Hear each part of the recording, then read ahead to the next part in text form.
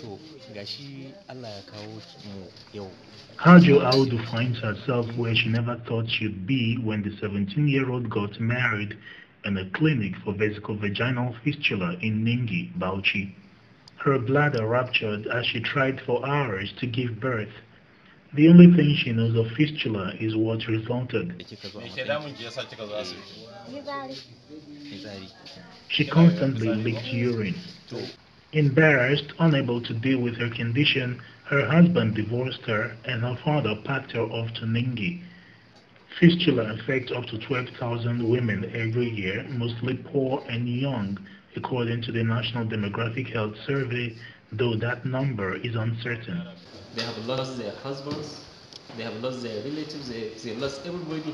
Because if one patient will come into this place, it will be all smelling. Almost everybody will be running away from them, and they are helpless. A medical director, he is still a barely trained fistula surgeon on a pooled team that repairs women periodically. 50 women are slated for fistula repairs in the next few days under a project, Fistula Care Plus, run by the group in Gender Health and funded by the US government. The Nengi Clinic has come under federal government control along with 5 others where Dr. Saad Idris and a team of surgeons work hours on each woman.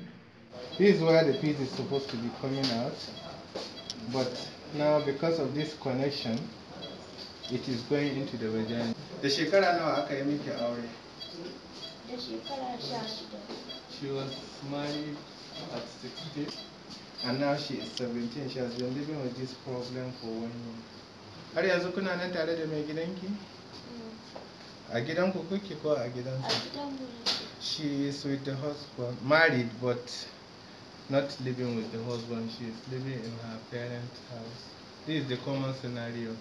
This 17-year-old under local anesthesia watches as surgeons try to repair her fistula, complicated by a second rupture in the wall of her rectum. Hours later, one more woman is wheeled out of the theater to join Hajo and the others in a dedicated ward. Everybody has concern over these people. Some have stayed for over 40 years with this condition, and some have undergone operation more than 10 times without success. So you must be these patients because they are downtrodden. Most of them have exhausted everything they have to secure their health. Their next step is uncertain. Most have lost their livelihood and been thrown out of their home. 3 days after Haja's surgery, no single family member has visited, but she's confident her life can return to normal without the stench of leaking urine constantly on her.